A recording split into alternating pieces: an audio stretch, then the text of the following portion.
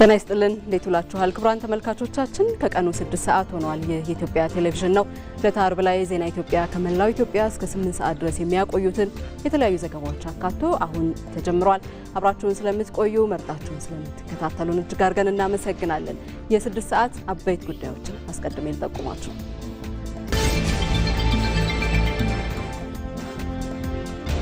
ለ39ኛው የአፍሪካ ህብረት የመሪዎች ጉባኤ መሪዎች አዲስ አበባ እየገቡ ነው የተባበሩት መንግስታት ድርጅት ዋና ጸሐፊ አንቶኒዮ ጉተሬዝን ጨምሮ ትላንትና ምሽቱንም የተለያዩ መሪዎች አዲስ አበባ ገብተዋል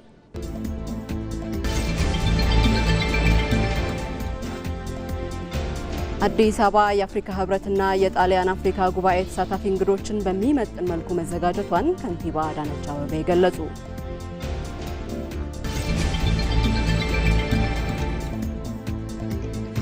የጣሊያን አፍሪካ ጉባኤ ለመጀመሪያ ጊዜ በአፍሪካ ምድር አዲስ አበባ ላይ ዛሬ ይካሄዳል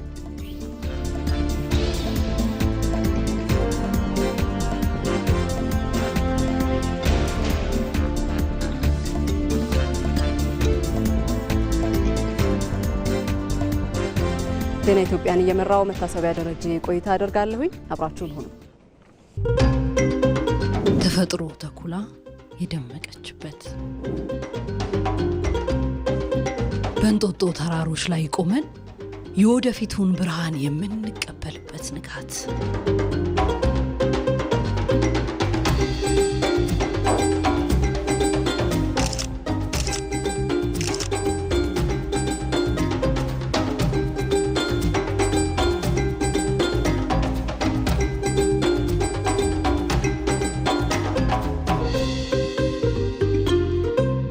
ጥበብና ትጋት ትናንትን ዛሬ ላይ የምንሸምርበት ክር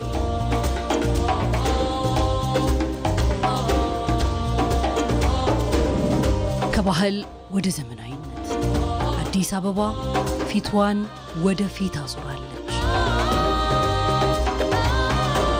ዛሬ ሰላምና ደህንነትን ማስጠበቅ ከዚህ ለውጥ ጋር እየዘመነ ነው እዚህ ሰላም ትንፋሻለሁ ከተማዋ ከተፈጥሮ ጋር እርቃ ወርዳለች አረንጓዴ ነፍስንም ዘርታለች አፍሪካውያን ወንድምና እህቶቻችን እንኳን ወደ ውዋ እንግዳ ተቀባይ መዲናችሁ በደህና መጣችሁ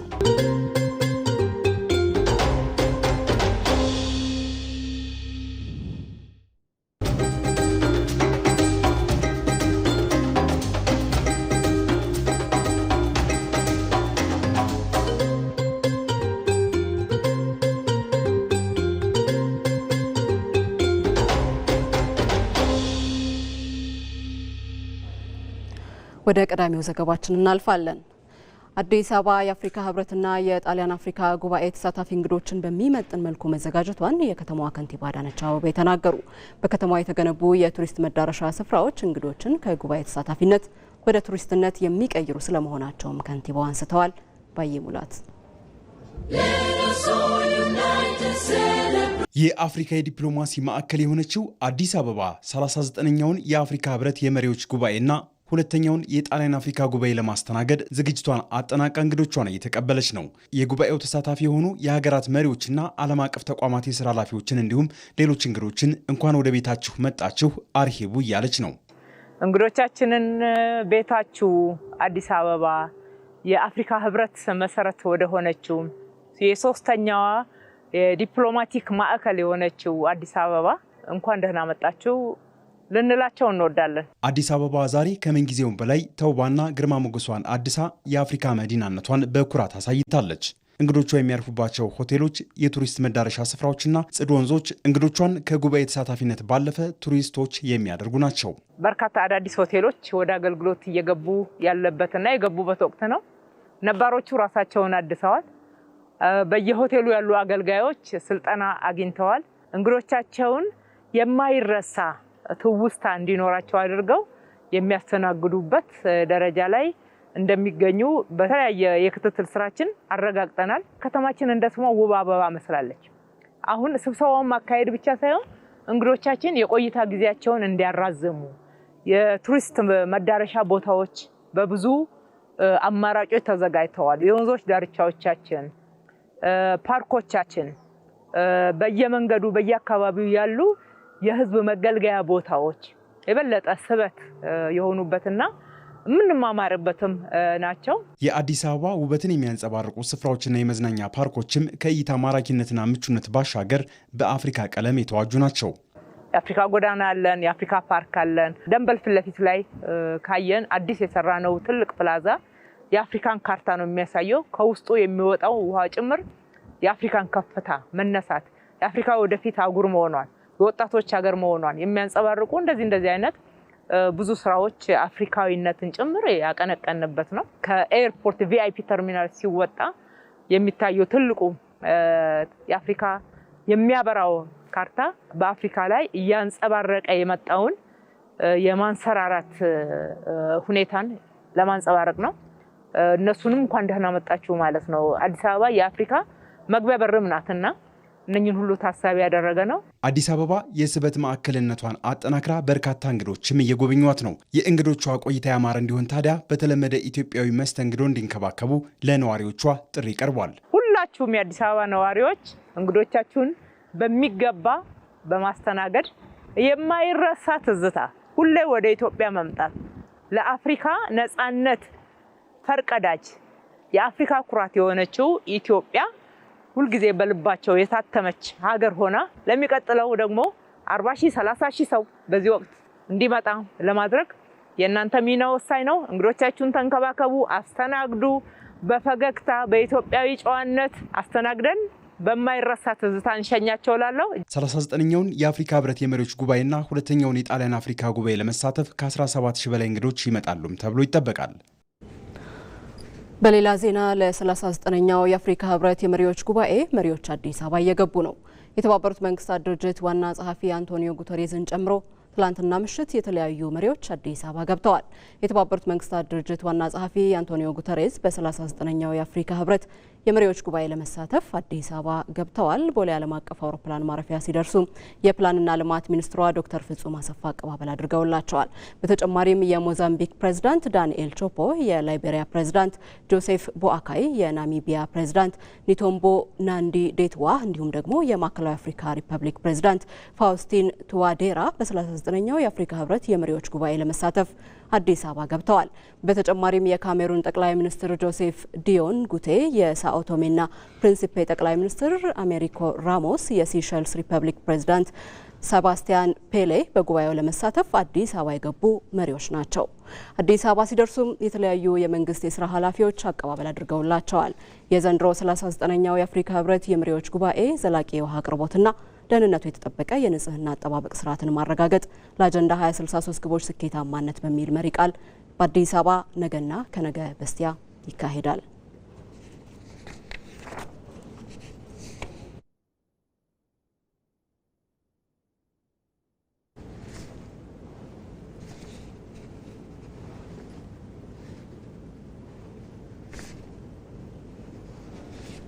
አፍሪካ የራሷን ትርክት የሚገነቡ ሚዲያዎች ያስፈልጓታል።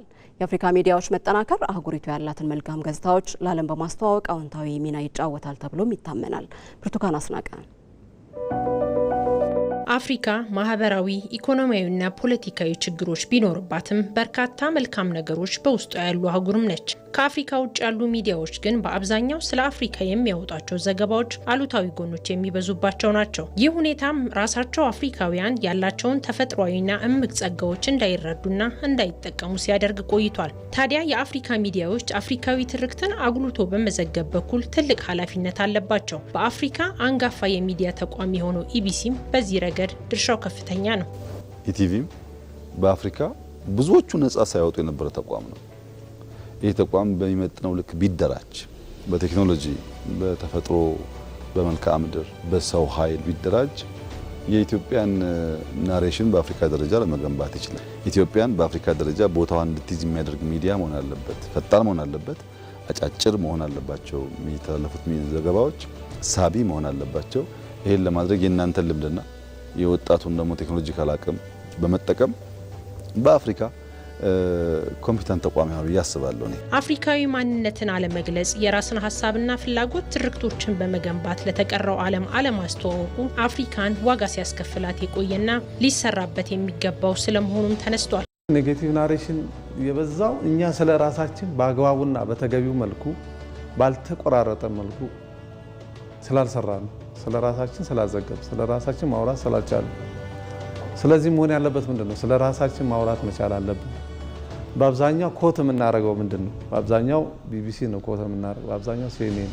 መነሻ ላይ ትኩረት አድርጎ ራሳችን ላይ ኦሪጂናል ማንነታችን ላይ አፍሪካዊ ማንነት ላይ አፍሪካ ባህሎች ላይ እሴቶች ላይ አፍሪካ ዴቨሎፕመንት ላይ አሁን እየተፈጠሩ ያሉ ኢንቴግሬሽኖች ላይ እሱ ላይ ፎከስ ያደረገ ቴክኖሎጂ ላይ ፎከስ ያደረገ ሚዲያዎች ከተፈጠሩ እርግጠኛ ነኝ አፍሪካ ናሬሽን በረጅም ባልሆነ ጊዜ ውስጥ እውን የሚሆንበት እድል ሰፊ ነው።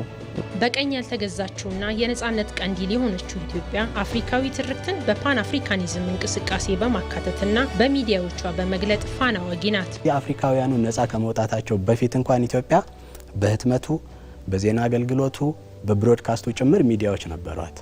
ስለዚህ እነዛ ሚዲያዎች ለአፍሪካ ነጻነት በጣም አገር የሚያራምደውን የነበረውን አፍሪካን ነጻ መውጣት አለባት ብሎ አንደኛ ነጻነቱን እንዳይደፈር ነጻነቱን አስጠብቆ የቆየ ሀገር፣ ሁለተኛ ደግሞ ሌሎች ወንድሞቹ ነጻ መውጣት አለባቸው ብሎ ህልም የያዘ ፓን አፍሪካዊ ሀሳብን አንግቦ የሚንቀሳቀስ ሀገር ስለነበረ ኢትዮጵያ በዛ መልክ የምትገለጽ ሀገር ስለነበረች መሪዎቿም ያንኑ ያራምዱ ስለነበር ሚዲያዎቹም የዛ ነጸብራቅ ነበሩ።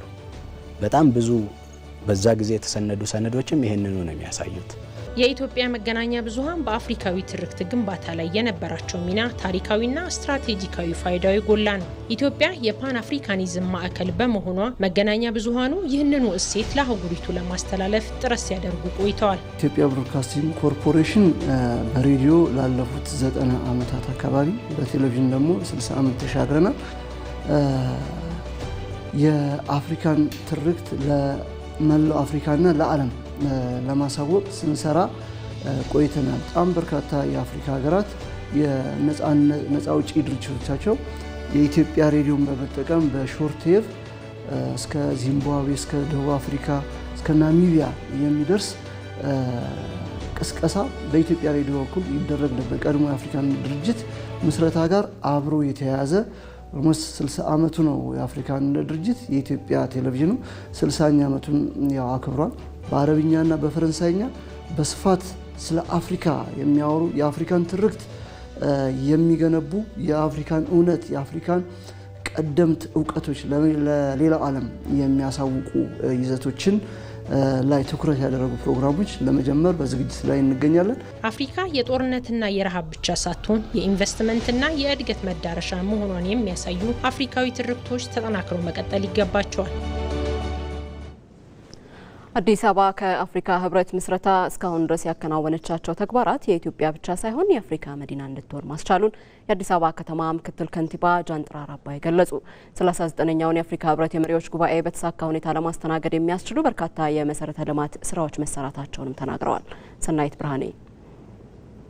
መዲናችን አዲስ አበባ የአፍሪካ አንድነት ድርጅት ሲመሰረት የነበራት አንድ አዳራሽና አንድ መንገድ ሲሆን የአየር መንገዷም ያን ያህል ጠንካራ አልነበረም።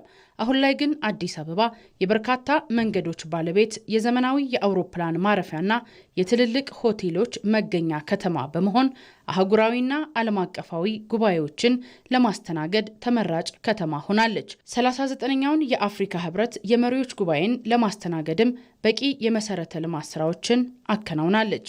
ልማታችን ቀደም ሲል የነበረው በጣም ጠባብ፣ ለእግረኛ የማይመች፣ ለተሽከርካሪ የማይመች፣ ለአደጋ የሚያጋልጡ የተጨናነቁ አካባቢዎች ነው የነበሩት። ወደ ጉባኤ መዳረሻ የሚሆኑ ቦታዎችና መንገዶች ለምተዋል። እግረኞች ነፃ ሆነው የሚንቀሳቀሱበት እድል ተፈጥሯል። እንደዚሁም ደግሞ መጨናነቅ መንገድ ላይ የነበረውን የፓርኪንግ አገልግሎት ወደ ውስጥ በማስገባት የፓርኪንግ ልማቶችን በማከናወናችን አሁን ላይ ብዙዎቹ ተሽከርካሪዎች ወደ ፓርኪንግ ቦታ ገብተው ፓርክ የሚያደርጉበት እድል ስለተፈጠረ ጎዳና ላይ የሚኖሩ ፓርኪንጎች እንዳይኖሩ በማድረግ በኩልም የተከናወነው ስራ እጅግ ሰፊ ነው። በዚህም አሁን ከኢትዮጵያ ኤርፖርት ወደ ቤተ መንግስት ብቻ ሳይሆን የአማራጭ አክሰሶች የተፈጠሩበት ሁኔታ ተፈጥሯል። የምንጠቀምበት አንድ መንገድ ብቻ የነበረው ዛሬ በተለያዩ አማራጮች ወደ ትልልቅ አዳራሾችና ኮንቬንሽን ሴንተር፣ ወደ አድዋ አደባባይ፣ ወደ አፍሪካ ህብረት እና ትልልቅ የህዝብ መሰብሰቢያ የጋዘሪንግ ስፔስ በመንላቸው ቦታዎች ሁሉ ለመድረስ የሚያስችሉ የመሰረተ ልማት ስራዎች ከሙሉ ንጽህናና ተጨማሪ ፋሲሊቲዎች ጋር የለሙበት ሁኔታ እንመለከታለን። አዲስ አበባ የዲፕሎማቲክ መዳረሻ ከሆኑት 3 ከተሞች ተርታም ትሰለፋለች። ለዚህ ደግሞ የአፍሪካ አንድነት ድርጅት ከተመሰረተበት ከ1963 ጀምሮ እስካሁን የሰራቻቸው ስራዎች ለመዲናነቷ ምስክር ናቸው።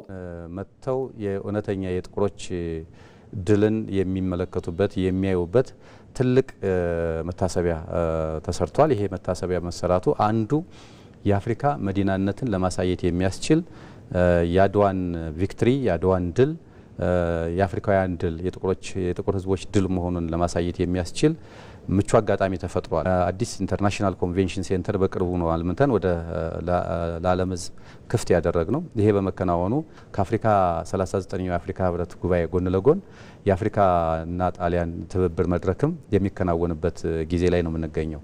ይሄ የሆነው ይሄ ብቻ አይደለም። አዲስ አበባ ለአፍሪካውያኖች ጌትዌይ ነው ተብሎ የሚወሰደው። ይሄ የሆነበት ምክንያት የምትገኝበት ሎኬሽን ብቻ ሳይሆን አየር መንገዳችን በራሱ ለአፍሪካውያኖች ከሌላው ዓለም ጋር ኮኔክት የሚያደርግ ግዙፍ የአየር መንገድ ያላት ሀገር ናት። አዲስ አበባ 39ኛውን የአፍሪካ ህብረት የመሪዎች ጉባኤን ለመሳተፍ የሚመጡ በርካታ እንግዶችን እየተቀበለች ትገኛለች። ታላቁ የኢትዮጵያ ህዳሴ ግድብ የአፍሪካ ሀገራት በኃይል ለማስተሳሰር የጀመሩትን ጥረት የሚያጠናክርና የኢትዮጵያን የኃይል ደህንነት የሚያረጋግጥ ትልቅ ፕሮጀክት ነው። ታላቁ የኢትዮጵያ ህዳሴ ግድብ ለመላው የጥቁር ህዝብ በዘመናዊው ዓለም የተከሰተ ዳግማዊ አድዋም ጭምር ነው። ግድቡ ታዲያ የአፍሪካ ሀገራት በኃይል አቅርቦት ለመተሳሰር የሚያደርጉትን ጥረት እንደሚያግዝም ይጠቀሳል። ሰዳት መሐመድ ሳኒ ዝርዝሩን አዘጋጅቷል። የህዳሴ ግድብ እውን መሆን በኢትዮጵያውያን ዘንድ የሚጨበጥ ተስፋ በበርካታ ዓለም አቀፍ ማህበረሰብ ዘንድ የአግራሞት እንዲሁም አድናቆትን ፈጥሯል። ከአግራሞትና ከአድናቆቱ ባሻገር የኢትዮጵያ መንግስትና ህዝብ ብዙ ከፍታና ዝቅታዎችን አይተዋል። ሆኖም ለአፍሪካ የኩራት ቀንዲል የሆነውን የህዳሴ ግድብን እውን አድርገዋል። The Grand Ethiopian Renaissance Dam is not only a feat of engineering ambition, it is also a bold affirmation of Africa's capacity. ታላቁ የህዳሴ ግድብ የምህንድስና አሻራን የሚያሳይ ብቻ አይደለም። አፍሪካ ብልጽግናን በመሻት ውስጥ የራሷን ዕጣ ፈንታ ለመቀየር ሀብቷን ጥቅም ላይ ለማዋል እና አሻጋሪ መሰረተ ልማቶችን ለማቅረብ ያላትን አቅም በጉልህ የሚያረጋግጥ ነው።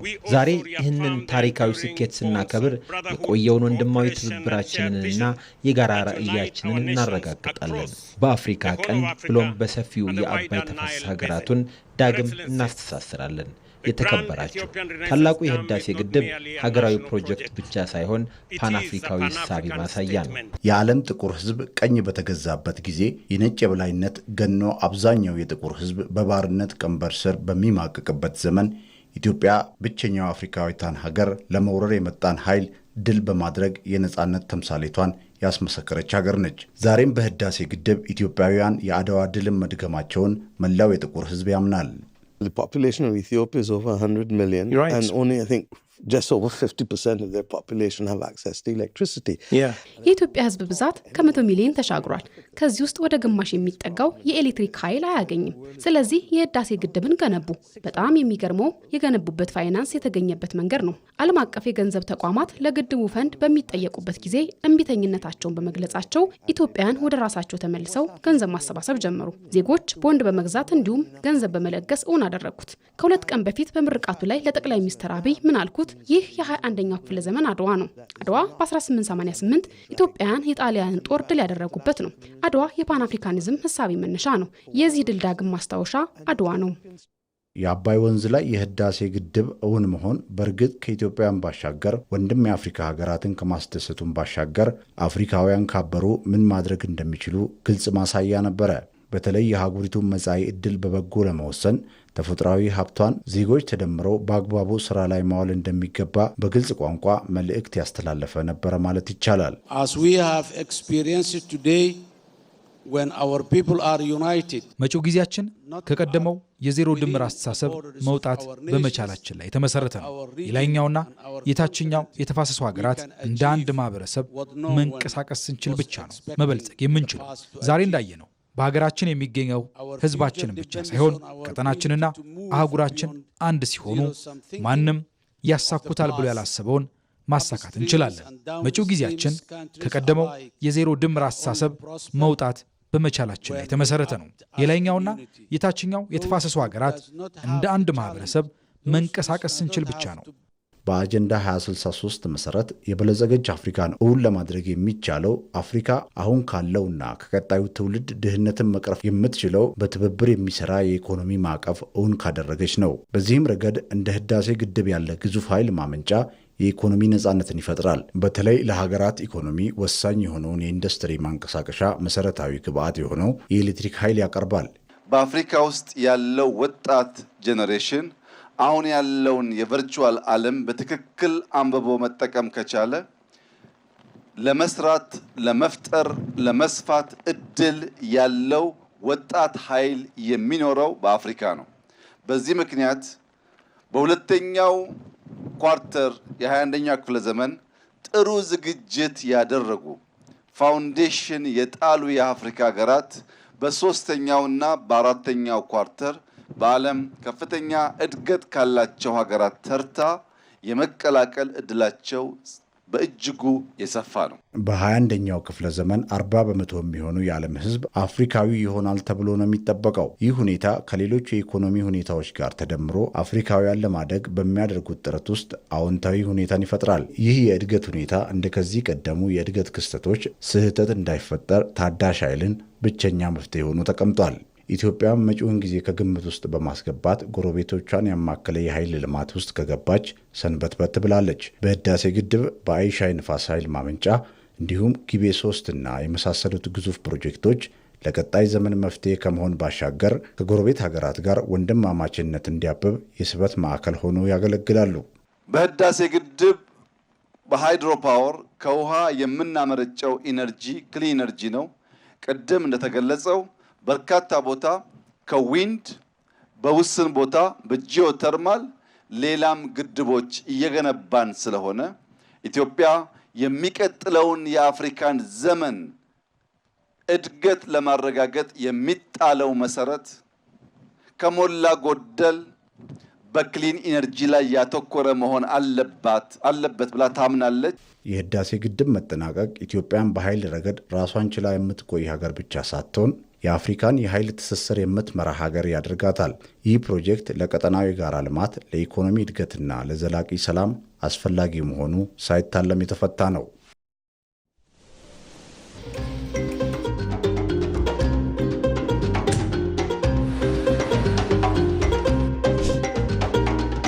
ኢትዮጵያ የአህጉሪቱ የኃይል ማማና የዲጂታል ፈጠራ ማዕከል ሆናለች። በብርሃን ብቻ አይደለም፣ በአርቲፊሻል ኢንተለጀንስ ነገ በአፍሪካ ለሚገነባው የብልጽግና ጉዞም ግንባር ቀደም ማሳያ ሆናለች። አዲስ አበባ ስሟን መስላለች። ውብ፣ የዘመነች፣ ጤናማ የህይወት ማሳያም በመሆን ለአፍሪካ ተምሳሌት መሆን ችላለች።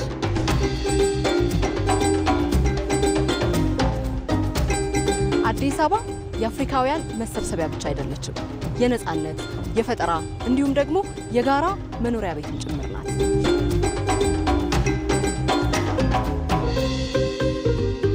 ወደ ቀዳሚዋ የለውጥ ምድር እንኳን ደህና መጣችሁ።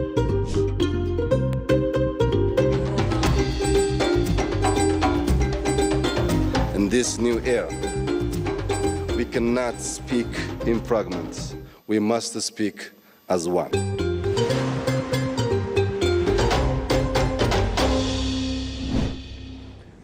ዘገባዎቻችን እንደቀጠሉ ናቸው። የጣሊያን አፍሪካ ጉባኤ ለመጀመሪያ ጊዜ በአፍሪካ ምድር አዲስ አበባ ይካሄዳል። የጣሊያንና አፍሪካን የንግድ፣ የዲፕሎማሲ እንዲሁም ደግሞ ሁለንተናዊ ግንኙነትን እንደሚዳስስ የሚጠበቀው ይህ ጉባኤ ለአፍሪካ በተለይ ደግሞ ለኢትዮጵያ ምን እድል ይዞ ይመጣ ይሆን የሚለውን ጉዳይ ደግሞ በተከታዩ የሜሮን ምትኩ ዘገባ እናጋራችሁ።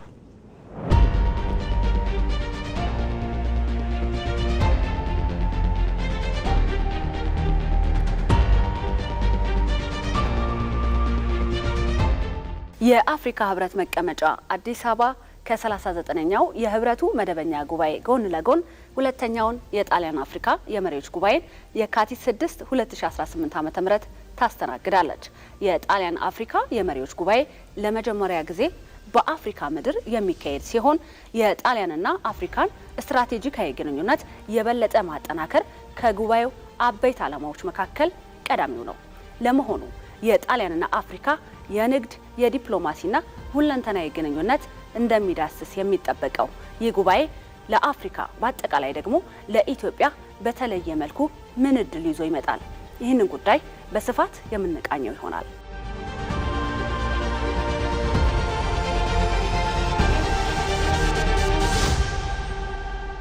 ጣሊያን ከአፍሪካ ጋር ያላትን ግንኙነት በመተባበር ላይ የተመሰረተ እንዲሆን በማድረግ እያጠናከረችው ትገኛለች።